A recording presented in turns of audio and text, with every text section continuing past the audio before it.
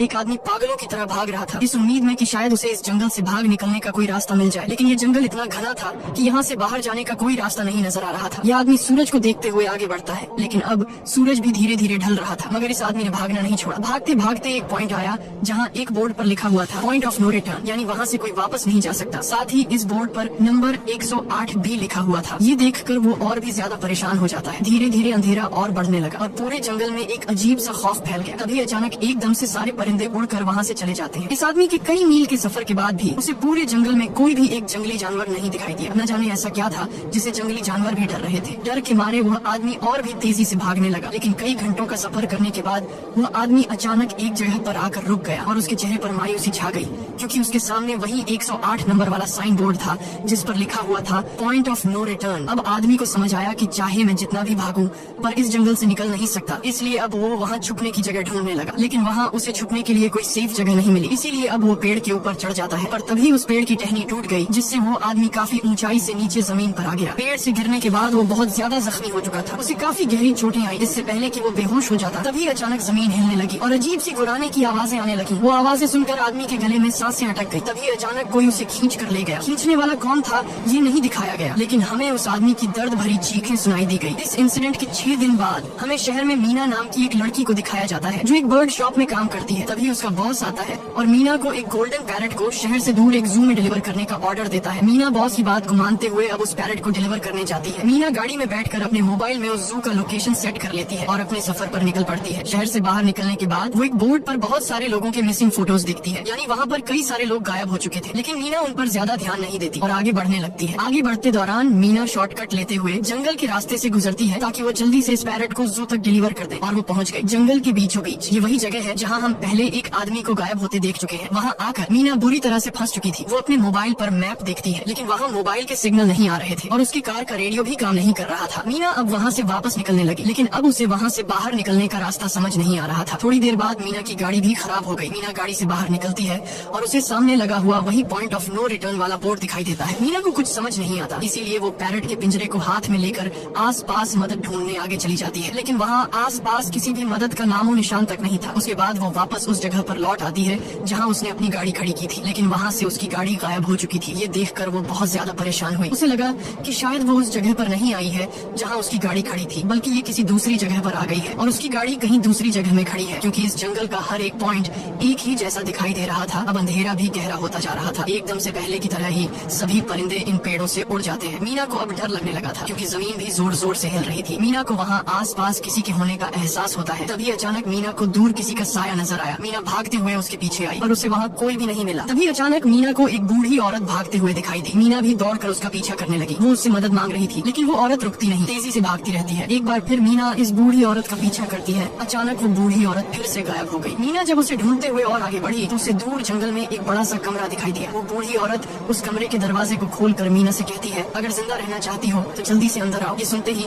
मीना बिना सोचे समझे दौड़ते हुए उस कमरे की तरफ गई। मीना के अंदर आते ही उसने गेट को लॉक कर दिया। मीना देखती है कि ये कोई अजीब सा कमरा है जिसमें एक बहुत बड़ा सा मिरर लगा हुआ था। उस बूढ़ी औरत के साथ यहाँ 2 और लोग भी थे। मीना घबरा कर उन लोगों से पूछती है, ये कौन सी जगह है? इस पर उस बूढ़ी औरत ने जवाब दिया कि इस जगह को हम दी कोब कहते हैं। मेरा नाम है मैडलन, ये लड़की है कियारा और इस लड़के का नाम है डेनियल। बूढ़ी औरत मीना से कहती है कि अभी बातचीत का वक्त नहीं है, तुम जल्दी से हमारे साथ मिरर के सामने खड़ी हो जाओ, क्योंकि कोई हमें देखने आने वाला है। मीना पूछती है आखिर हमें कौन देखने आ रहा है, तो वो बूढ़ी औरत उससे कोई जवाब नहीं देती। एकदम बाहर से अजीब सी आवाजें आने लगी। मीना डर के मारे पूछती है कि ये आवाज किस चीज की है, तो कियारा मीना को बताती है कि इन्हें हम वॉचर्स कहते हैं। वे शीशे के दूसरी ओर से हमें देख रहे हैं, पर हम उन्हें नहीं देख सकते। वे हर रात सूरज ढलने के बाद यहाँ आते हैं और हमें देखते रहते हैं जब तक सुबह का सूरज नहीं निकल आता। तभी शीशे के दूसरी तरफ से शोर आने लगा। मीना पूछती है ये शोर कैसा है? उस बूढ़ी औरत ने बताया कि वॉचर्स तुम्हारे आने से खुश हैं, तुम्हें यहाँ देखकर तालियां बजा रहे हैं। मीना बुरी तरह से कंफ्यूज थी। वो जल्द से जल्द यहाँ से निकलना चाहती थी। मैडलिन जिन्हें वॉचर्स कह रही थी, न तो अब तक मीना ने उन्हें देखा और न ही किसी और ने देखा था। रात गुजर जाती है। सुबह होने पर ये लोग उस जगह से बाहर निकल आते हैं। मैडलिन बताती है कि वे वॉचर्स सिर्फ रात में ही बाहर निकलते हैं। दिन के वक्त हम लोग जंगल में आजाद घूम सकते हैं। मीना रात भर यही सोच रही थी कि कब सुबह होगी और जल्दी से मैं इस जंगल से बाहर निकल जाऊँ। इसीलिए वह फौरन जंगल से बाहर निकलने का रास्ता ढूंढने लग जाती है। तब मैडलिन बाकी सबको उसे रोकने से मना कर देती है, जैसे कि वह जानती हो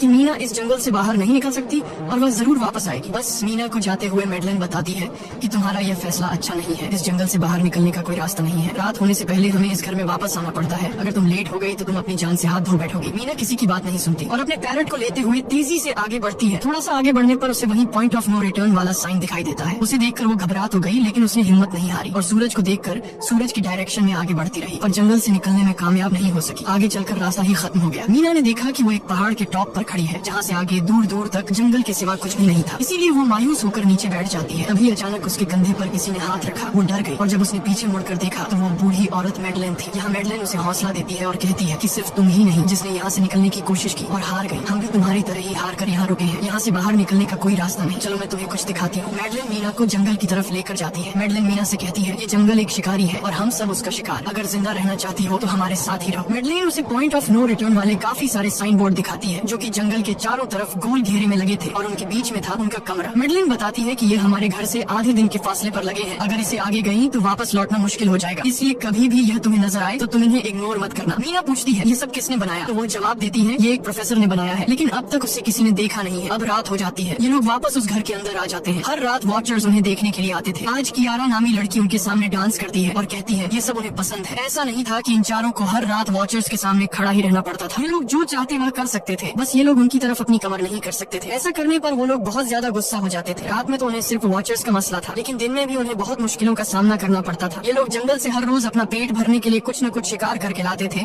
जिससे उनका गुजारा हो जाता। अगले दिन कियारा और मीना दोनों जंगल में शिकार करने जाती हैं। मीना कियारा से पूछती है कि आखिर ये वॉचर्स चाहते क्या। कियारा बताती है मुझे भी कुछ खास नहीं पता, लेकिन मैडलाइन कहती है कि ये वॉचर्स हमें देखते हैं, हमें ऑब्जर्व करते हैं, लेकिन अगर हमने वॉचर्स को देखा तो हम पागल हो जाएंगे, क्योंकि वॉचर्स बहुत ही खूंखार दिखते हैं। कियारा अब उसे एक गड्ढा दिखाती है और कहती है ऐसे बहुत से गड्ढे इस जंगल में मौजूद हैं। दिन के वक्त सारे के सारे वॉचर्स उन गड्ढों में रहते हैं और रात में वो यहाँ से बाहर निकल आते। दिन के वक्त ये लोग इसलिए बाहर नहीं आ सकते क्योंकि सूरज की रोशनी उनकी स्किन जलाती है। कियारा मीना को बताती है कि वो 5 महीने पहले अपने पति के साथ इस जंगल में आई थी और तब से वो दोनों यहाँ फंसे हुए थे, और आज से 6 दिन पहले मेरा पति जंगल में रास्ता ढूंढने निकला है। मुझे उम्मीद है कि वो जरूर वापस आएगा और हम सबको यहाँ से सेफली ले जाएगा। यहाँ हमें मालूम होता है कि असल में कियारा का हस्बैंड वही आदमी था जिसे हमने मूवी के स्टार्ट में देखा था, जिसे कोई यहाँ से खींच कर ले गया और अब वो मारा जा चुका है। इस तरह से बातें करते हुए ये दोनों कमरे के पास वापस लौट आए। यहाँ मैडलिन ने मीना को 3 रूल समझाती है जिंदा रहने के लिए। सबसे पहला ये कि वो रात के वक्त घर का दरवाजा नहीं खोलेगी, दूसरा रात में वो आईने की तरफ अपनी कमर नहीं करेगी, और तीसरा ये कि दिन के वक्त वो उन गड्ढों के पास नहीं जाएगी और जितना हो सके रोशनी में रहेगी। जब तक तुम इन रूल्स को फॉलो करोगी तब तक तुम जिंदा रहोगी। लेकिन मीना को मैडलाइन की बातों पर बिल्कुल भी भरोसा नहीं होता। अब उस रात मीना इन वॉचर्स के बारे में जानना चाहती थी, इसीलिए वो शीशे के साथ कान लगाकर आवाजें सुनने की कोशिश करती है। जब उसे कुछ सुनाई नहीं देता तो मीना को मैडलाइन की बताई गई वॉचर्स की बातें फेक लगने लगती हैं। इसलिए वो रूल्स को तोड़ते हुए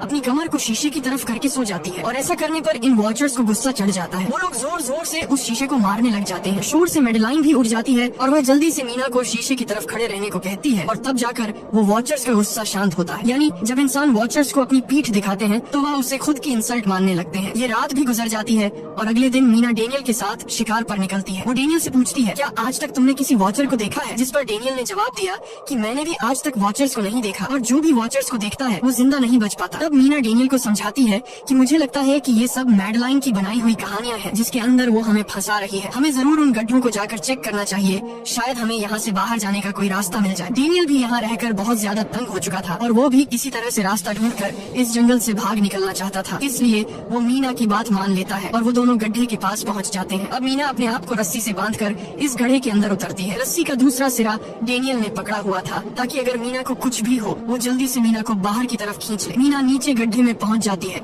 जहां उसे बहुत सारा इंसानों का सामान मिलता है। मीना उस सामान को इकट्ठा कर लेती है। ये सारा सामान उन लोगों का था जो जंगल में वॉचर्स के शिकार हो चुके थे। डेनियल रस्सी के सहारे कैमरा, साइकिल और जरूरत का सारा सामान को बाहर ले आता है। मीना अब नीचे इंतजार करती है कि डेनियल कब रस्सी नीचे फेंकेगा और मैं ऊपर चली जाऊंगी। और इससे पहले कि मीना उस गड्ढे से बाहर निकल पाती, उसे गड्ढे के अंदर किसी के आने की हलचल सुनाई देती है। मीना जल्दी से डेनियल को रस्सी नीचे फेंकने की आवाज देने लगती है, लेकिन तभी मीना को पकड़ने के लिए एक वॉचर का हाथ बढ़ने लगता है। पर मीना धूप में खड़ी थी, इसलिए जब उस वॉचर के हाथ पर सूरज की रोशनी पड़ी तो उसका हाथ जलने लगा। इतने में डेनियल ने नीचे मीना के पास रस्सी फेंकी और मीना फौरन जल्दी से बाहर निकल आई। मीना पूरी तरह से डर गई थी। ये लोग उस सारे सामान को लेकर अपनी सेफ हाउस में आ गए, जहाँ मैडलिन ने उससे पूछा ये सामान तुम्हें कहाँ से मिला। ये लोग झूठ बोल देते हैं कि ये सामान उन्हें इस जंगल से मिला। मैडलिन को इस जंगल में रहते हुए बहुत अरसा गुजर चुका था। वो जानती थी कि ये सामान उसे जंगल से नहीं बल्कि एक गड्ढे से मिला होगा। वो मीना से पूछती है बताओ तुमने गड्ढे के अंदर क्या देखा, लेकिन मीना उसे कुछ नहीं बताती। ये लोग बहुत खुश थे कि आज रात ये लोग वॉचर्स को देख पाएंगे, क्योंकि मीना को गड्ढे के अंदर एक कैमरा मिला था। डेनियल किसी तरह जुगाड़ करके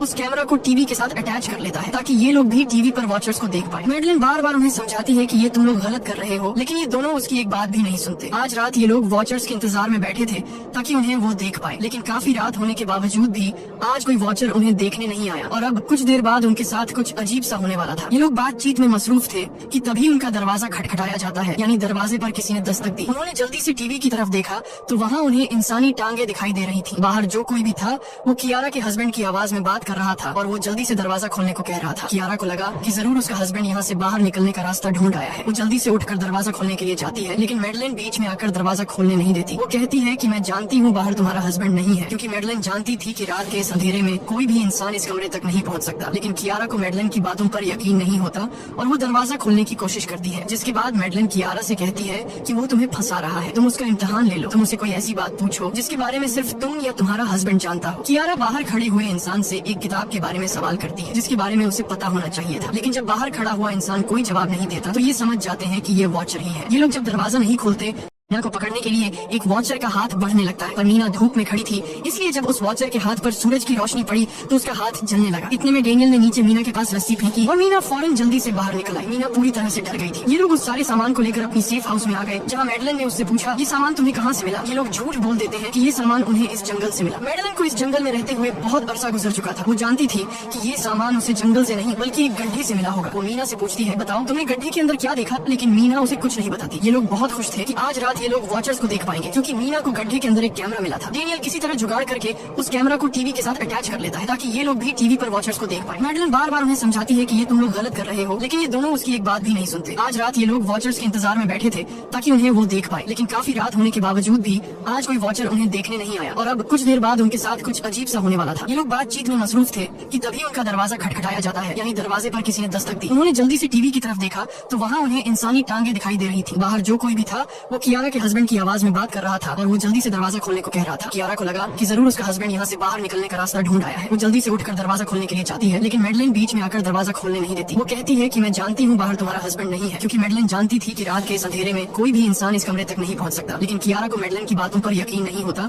और वो दरवाजा खोलने की कोशिश करती है, जिसके बाद मैडलिन कियारा से कहती है कि वो तुम्हें फंसा रहा है, तुम उसका इम्तिहान ले लो, तुम उसे कोई ऐसी बात पूछो जिसके बारे में सिर्फ तुम या तुम्हारा हस्बैंड जानता हो। कियारा बाहर खड़े हुए इंसान से एक किताब के बारे में सवाल करती है जिसके बारे में उसे पता होना चाहिए था, लेकिन जब बाहर खड़ा हुआ इंसान कोई जवाब नहीं देता तो ये समझ जाते हैं कि ये वॉचर ही है। ये लोग जब दरवाजा नहीं खोलते तो वॉचर उनके बाहर लगाए हुए कैमरा को तोड़ देता है और यहाँ हमें एक बात पता चलती है कि वॉचर्स इंसान के रूप में भी खुद को बदल सकते हैं। वॉचर्स उनकी इस हरकत पर बहुत ज्यादा गुस्सा हो गए थे। वे बहुत तेजी से शीशे को मारने लगे, जिससे शीशे में एक बड़ा क्रैक भी आ जाता है। लेकिन यहाँ मैडलिन समझदारी दिखाते हुए सबको लाइन से शीशे की तरफ खड़ा कर देती है, जिससे वॉचर्स का गुस्सा थोड़ा बहुत ठंडा हो जाता है और वे वहाँ से चले जाते हैं। अब यहाँ मीना मैडलिन को बताती है कि हमने गड्ढे में से ये सारा सामान चुराया था। ये सुनकर मैडलिन बहुत ज्यादा गुस्सा हो जाती है कि तुम लोगों ने दूसरा रूल भी तोड़ दिया। अगली सुबह मैडलिन उस गड्ढे से लाया हुआ सारा सामान उठाकर वापस उसी गड्ढे में फेंक देती है, जिससे उन वॉचर्स का गुस्सा थोड़ा शांत हो जाता है। मगर अब इन लोगों को जंगल में बहुत ही ज्यादा अजीब चीजें दिखाई देना चालू हो गई थी और उसका सबसे ज्यादा असर डेनियल पर होता है। डेनियल अचानक बात बात पर बहुत ज्यादा गुस्सा करने लग जाता है। दूसरी तरफ कियारा, जिससे पहले उम्मीद थी कि उसका हस्बैंड जिंदा है और वो यहाँ आकर उसे यहाँ से बचा लेगा, लेकिन अब उसे पता चल चुका था कि उसका हस्बैंड अब वापस नहीं आएगा, जिसकी वजह से वह अंदर ही अंदर पूरी तरह से टूट चुकी थी और वो डिसाइड करती है कि वह वॉचर्स के इन गड्ढों में कूद कर अपनी जान दे देगी, क्योंकि अब उसके पास जीने की कोई वजह नहीं रही। वह ऐसा करने ही वाली होती है कि मीना आकर उसे बचा लेती है। इसी बीच हम देखते हैं कि डेनियल मैडलिन की तरफ अजीब तरह से देख रहा होता है और वह गुस्से में आकर मैडलिन को पेड़ के साथ बांध लेता है। डेनियल ने कहा कि अब मैं इस बुढ़िया के कोई रूल्स नहीं मानूंगा, अब यहाँ सिर्फ मेरी बात मानी जाएगी। अब रात होने वाली थी, इसलिए डेनियल कमरे की तरफ भागा और कियारा भी उसके पीछे भागी, लेकिन मीना मैडलिन के पास आई और उसकी रस्सियाँ खोलने लगी। दूसरी तरफ डेनियल ने कियारा को लेकर कमरे का दरवाजा अंदर से बंद कर दिया और मीना और मैडलिन को बाहर वॉचर्स के लिए छोड़ दिया। मीना और मैडलिन डेनियल से दरवाजा खोलने के लिए गिड़गिड़ाते रहे। डेनियल से रिक्वेस्ट करते हैं कि प्लीज दरवाजा खोल दो, लेकिन डेनियल ने दरवाजा नहीं खोला। अब बाहर चारों तरफ अंधेरा छा गया और वॉचर्स के आने का टाइम हो गया, इसलिए अब मजबूरन उन्हें अपनी जान बचाने के लिए एक घने पेड़ के नीचे रहकर छिपना पड़ा। थोड़ी देर बाद उन्हें वॉचर्स की गुरानी की आवाजें आने लगी। इस टाइम मीना और मैडलिन के साथ हमें भी उन वॉचर्स की एक झलक दिखाई जाती है। ये लोग लंबे, पतले और खतरनाक थे। सब अपने अपने गड्ढों से निकलकर इंसानों को देखने के लिए उस सेफ रूम तक पहुंचते हैं और जब ये लोग देखते हैं कि मीना और मैडलिन वहाँ नहीं है तो वो उनको खाने के लिए जंगल में ढूंढने लग जाते हैं। और जब ये वॉचर्स दूर जाते हैं तो मौके का फायदा उठाते हुए ये दोनों फिर से सेफ रूम तक आ जाते हैं और डेनियल से रो रो कर दरवाजा खोलने को कहते हैं। इस बार डेनियल के दिल में रहम जाग जाता है और वो उनके लिए दरवाजा खोल लेता है। अब अंदर जाने के बाद पहले तो मैडलिन डेनियल पर गुस्सा करती है और फिर इन सबको शीशे के सामने खड़ा करके वॉचर्स के बारे में कुछ बातें बताती है। मैडलिन ने कहा कि अब तक हम बहुत से रूल्स तोड़ चुके हैं, इसलिए मुझे नहीं लगता कि इस बार वॉचर्स हमें माफ करेंगे। मैं तुम लोगों को वॉचर्स के बारे में कुछ सच्चाई बताना चाहती हूँ। दरअसल मैं जब यहाँ पहली बार आई थी तो मैंने कुछ ऐसा देखा जिससे मेरे होश उड़ गए। मैंने अपना ही एक डुप्लीकेट देखा। असल में वो एक वॉचर था जो मेरा रूप लेने की कोशिश कर रहा था। हालांकि उसकी आंखें और बाल बिल्कुल परफेक्ट नहीं थे। मीना ने पूछा कि आखिर ये वॉचर्स हैं क्या चीज, जिस पर मैडलिन ने जवाब दिया कि ये सारे क्रीचर्स फेरीज हैं जो किसी जमाने में इंसानों के साथ मिलकर रहते थे। फेरीज पंखों वाले एक जादुई जीव थे, लेकिन वक्त गुजरने के साथ इंसानों को फेरीज की शक्तियों से डर लगने लगा। इसीलिए इंसानों ने फेरीज को खत्म करने का सोचा। इंसानों की तादाद ज्यादा थी, इसलिए फेरीज इंसानों का मुकाबला नहीं कर पाए। इंसानों ने इन फेरीज को जंगल में एक बहुत बड़े गड्ढे के अंदर कैद कर लिया और उन्हें श्राप से हमेशा हमेशा के लिए इस गड्ढे में बंद कर दिया। उसके बाद फेरीज कई 100 सालों तक उस गड्ढे में कैद रहे, लेकिन फिर वक्त के साथ उन्होंने जमीन के अंदर खुदाई करके निकलने के रास्ते बना लिए। आज वही फेरीज वॉचर्स के रूप में गड्ढों से निकलकर हमारे सामने आते हैं। हालांकि कई 100 सालों तक जमीन के अंदर रहने की वजह से उन्होंने अपने पंख और जादुई शक्तियां खो दी और साथ ही उन्हें सूरज की रोशनी से तकलीफ होने लगी, लेकिन अब भी उनमें रूप बदलने की शक्ति है। इस पर डैनियल ने मेडलिन से पूछा कि ये वॉचर्स हमसे क्या चाहते हैं और ये हर रात हमें देखते क्यों हैं? जिस पर मेडलिन ने बताया कि ये वॉचर्स एक बार फिर से जंगल से निकलकर इंसानों के बीच रहना चाहते हैं, लेकिन अपने असली रूप में ये इंसानों के बीच नहीं रह सकते। इसीलिए उन्होंने हमें यहाँ रखा हुआ है ताकि हमें देखकर हमारा रूप ले सके और हमसे आज के दौर के तौर तरीके सीख कर इंसानों के बीच रह सके। मेडलिन ये सब बातें बता ही रही थी कि अचानक सभी वॉचर्स वापस लौट आए और जब वॉचर्स को पता चलता है कि मेडलिन और मीना वापस अपने कमरे में आ गए हैं तो वो सब गुस्से से भड़क उठे और दरवाजा तोड़ने की कोशिश करने लगे। इन चारों ने टेबल को खींचकर दरवाजे के सामने रख दिया ताकि दरवाजा वॉचर्स तोड़ न सके, लेकिन वॉचर्स की ताकत काफी ज्यादा थी और इन चारों को पता चल चुका था कि जल्द ही वॉचर्स अंदर आ जाएंगे और उन्हें मौत अपनी आंखों के सामने दिखाई दे रही थी। तभी उन्होंने देखा कि टेबल को घसीटकर दरवाजे तक ले जाने की वजह से कारपेट पलट गई है। जब उन्होंने कारपेट हटाया तो उन्हें नीचे एक बड़ा लोहे का गेट नजर आया। उन्होंने जल्दी से गेट खोला तो उन्हें पता लगा कि नीचे एक बहुत बड़ा बंकर है। ये लोग जल्दी से उस बंकर के अंदर घुस गए और ऊपर से लोहे का गेट बंद कर दिया। ये लोग इस बात को लेकर परेशान थे कि ये बंकर यहाँ पर मौजूद था और इन लोगों को पता भी नहीं चला। इस बंकर के नीचे बहुत फैसिलिटीज थी, हजारों दिन का खाना, एक कंप्यूटर और भी बहुत सारा जरूरत का सामान रखा था। मीना जानना चाहती थी कि आखिर ये जगह किसने बनाई, इसीलिए वो उस कंप्यूटर को ऑन कर लेती है। उस कंप्यूटर में बहुत सारा डेटा सेव था, जिसे खोलने पर उन्हें पता चलता है कि ये सारी जगह प्रोफेसर मार्टिन ने बनाई थी। असल में प्रोफेसर को इन क्रीचर्स के बारे में पता था, वो इन वॉचर्स पर रिसर्च करना चाहता था, इसीलिए उसने ये बंकर बनाया था। पैसों का लालच देकर वो दूसरे इंसानों को काम के लिए यहाँ लेकर आता था और रात के वक्त मजदूरों को ऊपर कमरे में छोड़कर खुद यहाँ आकर छुप जाता था और वो वॉचर्स फिर उन इंसानों को खा जाया करते थे। अगली वीडियो में डॉक्टर मार्टिन बताते हैं कि उनकी रिसर्च के दौरान उन्हें एक सबसे अलग फेरी मिली जो रोशनी में भी उन गड्ढों से बाहर आ सकती थी। डॉक्टर बताता है कि उस वॉचर ने एक बच्ची का बिल्कुल परफेक्ट रूप ले लिया था जिसे कोई पहचान नहीं सकता था। वो बहुत अच्छी थी, उसने डॉक्टर मार्टिन को मारा नहीं। डॉक्टर मार्टिन उसे यहाँ ले आया। तभी प्रोफेसर ने कैमरा को दूसरी तरफ मोड़ा। तब उन्होंने देखा कि प्रोफेसर ने उस छोटी सी बच्ची के रूप में आए वो क्रीचर को पिंजरे में कैद कर लिया है। पता नहीं डॉक्टर उसके साथ कौन सा एक्सपेरिमेंट करने वाला था। उस कंप्यूटर में बहुत सी वीडियोस थी और हर वीडियो में कुछ न कुछ बताया हुआ था। मीना बस ये जानना चाहती थी कि आखिर में क्या हुआ, इसीलिए वो सबसे आखिरी वीडियो प्ले करती है जिसमें वो देखती है कि प्रोफेसर खुद को और उस फेरी को मारने वाले हैं। मरने से पहले वह इस जंगल में फंसे हुए लोगों के लिए यहाँ से निकलने का रास्ता बता देता है और कहता है कि शाम में जिस डायरेक्शन में परिंदे भागते हैं उस डायरेक्शन में भागने से वे लोग इस जंगल से निकल सकते हैं। उसने इस रिकॉर्डिंग मैसेज में कहा था कि अगर कोई इस जंगल से निकलने में कामयाब हो गया तो यूनिवर्सिटी में जाकर मेरी सारी रिसर्च तबाह कर देना। मैंने यहाँ आकर बहुत बड़ी गलती कर दी। उसके बाद प्रोफेसर ऊपर चले गए और फिर 2 गोलियों की आवाज आई जिससे उन्हें समझ आया कि प्रोफेसर ने पहले उस फेरी को मारा और फिर खुद को गोली मार दी। आज रात ये चारों बहुत खुश थे क्योंकि उन्हें इस जंगल से जान छुड़ाने का रास्ता मिल गया था। अगली सुबह सभी लोग अब बंकर से बाहर निकलते हैं तो देखते हैं कि उनका सेफ हाउस उन वॉचर्स ने पूरी तरह तबाह कर दिया है और आज के दिन उन्हें लाजमी इस जंगल से निकलना होगा वरना ये लोग मारे जाएंगे क्योंकि रात को अब उनके पास छुपने के लिए कमरा भी नहीं बचा था। ये लोग अब यहाँ जंगल से निकलने के रास्ते में बढ़ने लगते हैं। वो परिंदे जिनके बारे में प्रोफेसर बता रहे थे वे तो शाम को उड़ने वाले थे, लेकिन उन्हें शाम होने से पहले जंगल से बाहर निकलना था। इसलिए मीना अपने पास मौजूद पैरट को आजाद कर देती है। जिस डायरेक्शन में वह उड़ता है उसी डायरेक्शन में ये लोग चलने लग जाते हैं। चलते हुए रास्ते में ही उन्हें एक कब्र मिली। मेडलिन उस कब्र को देखकर बताती है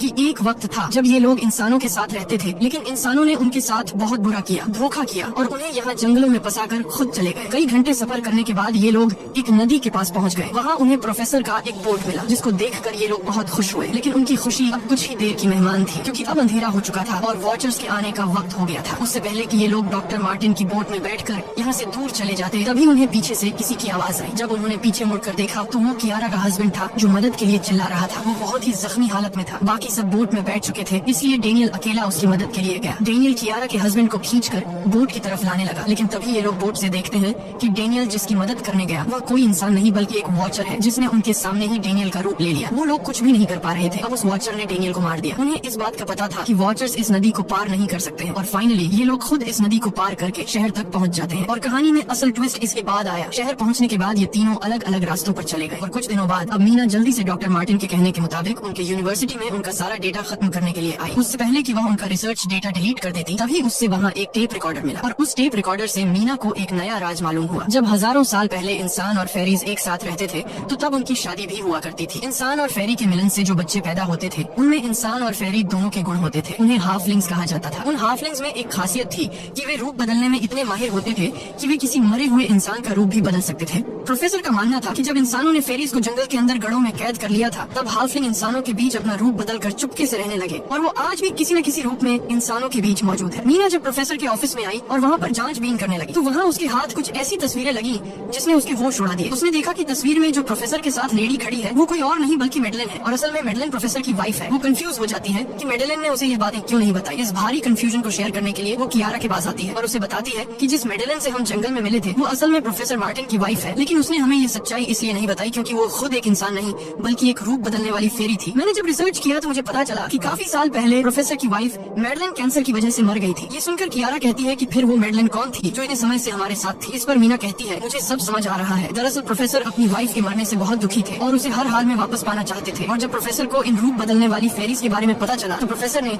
उस रूप बदलने वाली फेरी को पिंजरे में कैद किया जो एक बच्चे का परफेक्ट रूप लेकर उनके पास आई थी। प्रोफेसर ने अपनी वाइफ की फोटो दिखाते हुए उस फेरी को अपनी वाइफ मेडेलिन जैसा बना दिया क्योंकि वो फेरी बाकी फेरीज से अलग थी। वो दिन में भी बाहर आ सकती थी। मीना ने कहा कि मैंने मेडेलिन को यहाँ बुला लिया है, हमें किसी तरह से करके उसे वापस जंगल भेजना होगा। तभी एक कार वहाँ आकर रुकी। जब उस कार से जो इंसान उतरा उसे देखकर मीना के गले में सांस अटक गई। वो कियारा थी, यानी कि अब तक जो मीना के साथ थी वो मेडेलिन थी। उसने कियारा का रूप ले रखा था। कियारा जैसे ही घर के अंदर आई तभी मेडेलिन ने कियारा के हस्बैंड के रूप में बदलकर उसे बेहोश कर दिया। मीना ने मेडेलिन से कहा आखिर तुम चाहती क्या हो, जिस पर मेडेलिन गुस्से में आकर कहा मैं फेरीज की सबसे अलग मखलूक हूँ। मेरे सभी साथी बचपन से मुझे चिढ़ाते थे, वो मुझे अपने साथ नहीं रहने देते क्योंकि मैं सबसे अलग थी। मैं उस जंगल में अकेली पड़ चुकी थी और मैं उस जंगल से निकलकर बाहर लोगों के साथ मिलकर रहना चाहती थी। फिर एक दिन प्रोफेसर उस जंगल में आया, उसने मुझे पिंजरे में कैद कर लिया। उसने मुझसे कहा कि अगर मैं उसकी वाइफ का रूप ले लूं तो वह मुझे जंगल से बाहर ले जाएगा। मैंने उसकी बात मान ली। प्रोफेसर ने मुझे मेडेलिन की सारी बातें सिखाई और बाद में उस धोखेबाज प्रोफेसर ने मुझे मारने की कोशिश की, लेकिन उससे पहले कि वो मुझे मार पाता मैंने उसे ही मार डाला। तुम इंसान कभी भी भरोसे के लायक नहीं थे और न ही रहोगे। अब तुम भी मेरी सच्चाई जान चुके हो, इसलिए तुम्हें भी मरना होगा और तुम्हें मारने के बाद मैं तुम्हारे रूप में इंसानों के बीच रहूंगी। यह कहकर मेडेलिन ने मीना का रूप ले लिया और उसका गला दबाकर उसे मारने लगी। तब मीना ने मेडेलिन से कहा कि क्या प्रोफेसर ने तुमसे यह नहीं कहा कि तुम क्यों दिन में निकल सकती हो? असल में तुम हाइब्रिड हो, आधी इंसान और आधी फेरी, इसीलिए तुम इंसानों और फेरीज के बीच रह सकती हो। मुझे पता है कि दुनिया में अकेला रहना कैसा होता है, लेकिन तुम अकेली हाफलिंग नहीं हो। तुम्हारे जैसे और भी हाफलिंग्स हैं जो किसी न किसी रूप में इंसानों के बीच रह रहे हैं। इस सच्चाई का पता चलते ही मेडेलिन का शरीर अचानक अपने असली रूप में आने लगा। देखते ही देखते उसके पंख निकल आए, जिसके बाद वो मीना को यहीं पर छोड़कर यहाँ से उड़ जाती है। इसके बाद कुछ हफ्तों के बाद का सीन दिखाया जाता है जहाँ मीना अपनी सिस्टर के साथ रहने लगी है। उसने अपनी सिस्टर को बताया कि शायद वो फेरी अभी भी मेरा पीछा कर रही है। तब मीना की सिस्टर उसे कहती है कि तुम डरो मत, ऐसा कुछ नहीं है। और कहानी के एंड में हम एक छोटी बच्ची को देखते हैं जो कि उस वक्त मीना के घर के नीचे खड़ी थी। ये कोई और नहीं बल्कि मेडेलिन थी जो अब उनके दुनिया में उस रूप में रह रही है। और इसी के साथ ये कहानी खत्म हो जाती है।